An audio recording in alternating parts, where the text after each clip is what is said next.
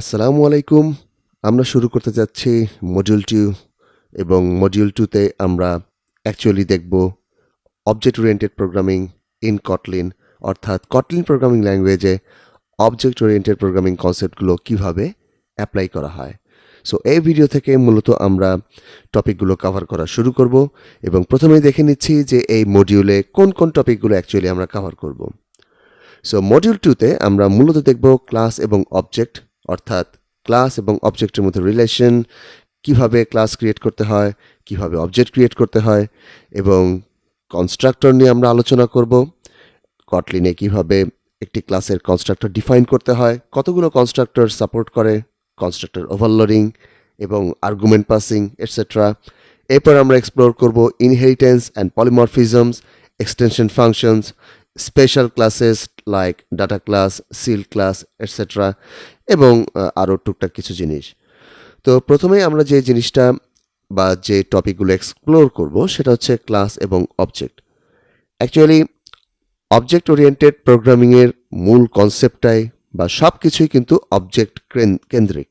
এই জন্যই নামের মধ্যেই কিন্তু ব্যাপারটা খেয়াল করা যায় যে অবজেক্ট ওরিয়েন্টেড প্রোগ্রামিং, অর্থাৎ আমি যে প্রোগ্রামিংটা করব সেটা সম্পূর্ণ অবজেক্ট বেসড। যখনই অবজেক্টের কথা চলে আসে তখনই হয়তো আমাদের মনে প্রশ্ন আসে যে অবজেক্ট অ্যাকচুয়ালি কি।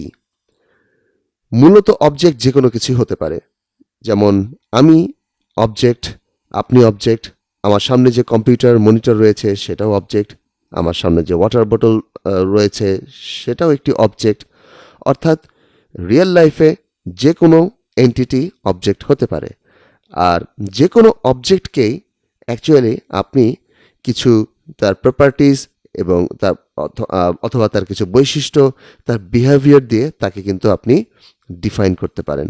যেমন এখানে ইমেজে আমি তিনটি বাড়ি দেখতে পাচ্ছি বা ছোট তিনটি ঘর দেখতে পাচ্ছি, এ থেকে কিন্তু আমি অবজেক্ট বলতে পারি। এবং এই যে ঘরগুলো দেখা যাচ্ছে প্রতিটি ঘরের কিন্তু কিছু বৈশিষ্ট্য রয়েছে, যেমন ডিফারেন্ট কালার রয়েছে, এর কিছু উইন্ডোজ ডোরস রয়েছে এবং এই প্রতিটি ঘর যদি একটি নির্দিষ্ট ব্লু প্রিন্ট অনুযায়ী বা নকশা অনুযায়ী ডিজাইন করা হয়ে থাকে তাহলে এই ব্লু প্রিন্ট বা নকশাটাকেই আমি বলছি ক্লাস।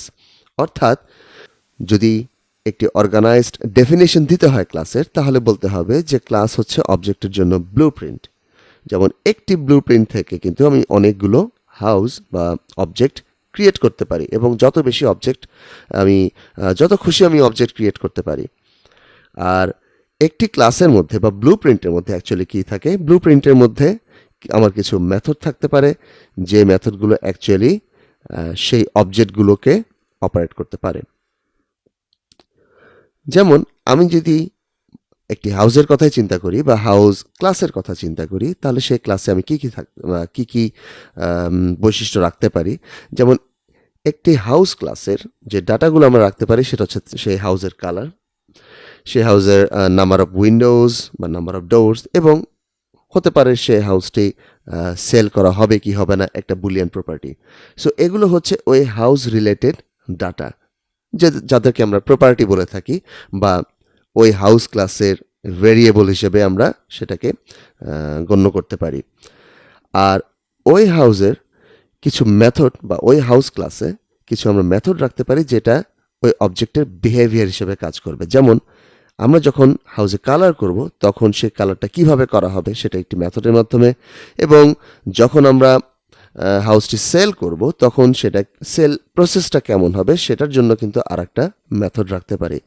অর্থাৎ টিপিক্যালি একটি ক্লাসে, একটি কটলিন ক্লাসে আমরা কিছু প্রপার্টিজ বা ভেরিয়েবলস দেখতে পারি, আমরা কিছু মেথড দেখতে পারি যে মেথডগুলো সাধারণত প্রপার্টিগুলোকে অপারেট করা বা বিহেভিয়ার কিভাবে কাজ করা হবে বিহেভিয়ারটা প্রকাশ করে, এবং ওই ক্লাসে কিছু কনস্ট্রাক্টরও আমরা দেখতে পারি। সো টিপিক্যালি এইসব জিনিসগুলো নিয়েই কিন্তু একটি কটলিন ক্লাস ক্রিয়েট করা হয়। এবং মনে রাখতে হবে একটি ক্লাস থেকে কিন্তু অসংখ্য অবজেক্ট ক্রিয়েট করা যায় এবং অবজেক্ট মানেই হচ্ছে মেমোরি স্পেস। অর্থাৎ আমি যখন একটি ক্লাস থেকে একটি অবজেক্ট ক্রিয়েট করব, অর্থাৎ একটি ব্লু প্রিন্ট থেকে একটি রিয়েল অবজেক্ট ক্রিয়েট করব, তখন কম্পিউটার বা আমার মোবাইল মেমোরিতে কিন্তু একটি মেমোরি স্পেস ক্রিয়েট হয়ে যাবে, যেটা আমি পরের স্লাইডে হয়তো দেখতে পারবো। এখানে হাউস ক্লাসের একটি এক্সাম্পল দেওয়া হচ্ছে। আমরা যখন কোনো একটি ক্লাস ডিক্লেয়ার করি তখন সেই ক্লাসের একটি নাম দেই এবং নামের আগে ক্লাস কিওয়ার্ডটি ব্যবহার করতে হয়। আপনারা হয়তো খেয়াল করবেন এর আগে আমরা মেথড ইউজ করেছি বা ফাংশন ইউজ করেছি, এবং ফাংশন নামকরণ করার ক্ষেত্রে আমরা ফাংশনের যে নামই দেই না কেন সেটা কিন্তু প্রথমে স্মল লেটার দিয়ে শুরু করি, বাট ক্লাসের ক্ষেত্রে আমরা যে নামটা দিয়ে থাকি সেটা কিন্তু আমরা ক্যাপিটাল লেটার দিয়ে শুরু করি, এবং এটাই হচ্ছে কনভেনশন। সো আমরা চেষ্টা করব এই কনভেনশনটা ফলো করার, অর্থাৎ ক্লাসগুলো শুরু হবে ক্যাপিটাল লেটার দিয়ে এবং মেথডগুলো শুরু হবে স্মল লেটার দিয়ে। তো আমার সামনে যে ক্লাসটি রয়েছে হাউস নামে একটি ক্লাস, এই ক্লাসের 3টি প্রপার্টি রয়েছে, যেমন তার কালার স্ট্রিং টাইপের, যেটা ডিফল্ট ভ্যালু দেওয়া আছে white, number of Windows integer যার ভ্যালু 2, এবং ইজ ফর সেল বুলিয়ান যার ডিফল্ট ভ্যালু হচ্ছে ফলস। এবং সেখানে একটি মেথড থাকতে পারে, সেখানে নতুন কোন কালারটি করা হবে সেই কালারটি হয়তো বা স্ট্রিং হিসেবে আমরা পাস করতে পারি, এবং এটসেট্রা। তো এটা হচ্ছে একটি কটলিন ক্লাসের টিপিক্যাল ডেফিনেশন। এবং আমরা যখন এই হাউস ক্লাসটি অ্যাকচুয়ালি ব্যবহার করা শুরু করব বা নতুন অবজেক্ট ক্রিয়েট করা শুরু করব, তখন আমরা এই হাউসের কনস্ট্রাক্টর কল করব, অর্থাৎ একটি ভেরিয়েবল ডিক্লেয়ার করব যেটা ভাল অথবা var উভয় হতে পারে, এবং আমি লিখব হাউস, এবং এখানে যে ব্র্যাকেটটি দেওয়া হচ্ছে এটার মাধ্যমে এই ক্লাসের ডিফল্ট কনস্ট্রাক্টরকে কল করা হচ্ছে। কনস্ট্রাক্টর কল করা মানেই হলো এই হাউসের বা এই হাউস ক্লাসের একটি অবজেক্ট মেমোরিতে ক্রিয়েট হয়ে গেল। সো ওই মেমোরি স্পেসে আমি কিন্তু এই হাউস রিলেটেড ডাটাগুলো রাখতে পারবে, অর্থাৎ তার কালার, তার নাম্বার অফ উইন্ডোজ, সেটা কি সেল হবে কি হবে না। সো এই ভ্যালুগুলো কিন্তু তখন ওই মেমোরি স্পেসে থাকা শুরু করবে, এবং আমার যদি ওই ডাটাগুলোকে রিট্রিভ করার প্রয়োজন হয় তাহলে এই ভেরিয়েবল দিয়ে কিন্তু আমি ওই মেমোরি স্পেসকে অ্যাক্সেস করব এবং এই ভ্যালুগুলোকে রিট্রিভ করব। ইনফ্যাক্ট আমি হয়তোবা তখন কোনো মেথডও কল করতে পারি। তো সামারি হচ্ছে যে আমি যখনই কোনো ক্লাসের অবজেক্ট ক্রিয়েট করব আমাকে কনস্ট্রাক্টর কল করতে হবে। এবং কনস্ট্রাক্টরের যে কাজ সেটা হলো আমার ক্লাসের যে প্রপার্টিগুলো থাকে সেগুলোতে ভ্যালু অ্যাসাইন করা বা প্রপার্টিগুলোকে ইনিশিয়ালাইজ করা। আমি প্রপার্টি বলতে এই ক্লাসের ভেরিয়েবলকে বোঝাচ্ছি। আমরা নর্মালি এগুলোকে ভেরিয়েবল হিসেবে বলে থাকি, কিন্তু ভেরিয়েবলগুলো যখন একটা ক্লাসের ভিতরে থাকে তখন আমরা তাদেরকে প্রপার্টিস বলে থাকি। এবং একটি ক্লাসের ভিতরে যখন আমরা মেথড ডিফাইন করি বা ফাংশন ডিফাইন করি তখন তাদেরকে অ্যাকচুয়ালি মেথড বলি। যেমন আমরা মেইন ফাংশন ইউজ করেছি, সেটা কিন্তু কোনো ক্লাসের ভিতর ছিল না, জাস্ট মেইন ডট কেটি নামে একটি ফাইলের ভিতর ছিল। সো যখন কোনো একটি ফাংশন ক্লাসের বাইরে থাকবে তাদেরকে আমরা টপ লেভেল ফাংশন অথবা ফাংশন বলে থাকি, এবং সেই ফাংশনটি যখন কোনো একটি ক্লাসের ভিতরে থাকবে তখন টিপিক্যালি আমরা তাদেরকে মেথড বলে থাকি। সো ক্লাসের কনস্ট্রাক্টর অ্যাকচুয়ালি দুইভাবে হতে পারে। ক্লাসের কনস্ট্রাক্টর কোনো প্যারামিটার নাও নিতে পারে অথবা প্যারামিটার নিতে পারে। যদি ক্লাসের কনস্ট্রাক্টর প্যারামিটার না নেয় তাহলে তাদেরকে ডিফল্ট কনস্ট্রাক্টর বলা হয়। অর্থাৎ আমরা এখানে যে হাউসের কনস্ট্রাক্টর কল করছিলাম সেটা ডিফল্ট প্যারামিটার, অর্থাৎ এই ক্লাসের কনস্ট্রাক্টর এখানে কোনো প্যারামিটার বা এই কনস্ট্রাক্টরটি কোনো আর্গুমেন্ট বা প্যারামিটার রিসিভ করছে না। এবং ক্লাসের কনস্ট্রাক্টর যদি আর্গুমেন্ট বা প্যারামিটার রিসিভ করে সেটা var অথবা ভাল হতে পারে,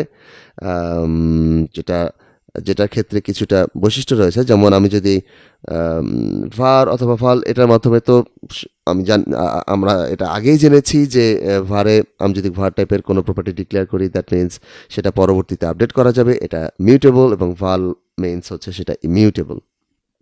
এবং এখানে দেখেন দুটো এক্সাম্পল দেখানো হচ্ছে যে একটি ক্লাস এবং ক্লাসের কনস্ট্রাক্টর, একটি ক্লাস ডিফাইন করা হয়েছে ক্লাস বি নামে, এখানে একটি ক্লাস ডিক্লেয়ার করা হচ্ছে ক্লাস এ নামে। আমরা যখন কনস্ট্রাক্টর ডিক্লেয়ার করি বা প্রাইমারি কনস্ট্রাক্টর, তখন ক্লাসের নামের পরে কিন্তু বা ক্লাসের হেডারে এই ব্র্যাকেটের মাধ্যমে কনস্ট্রাক্টরটা ডিক্লেয়ার করা হয়ে থাকে।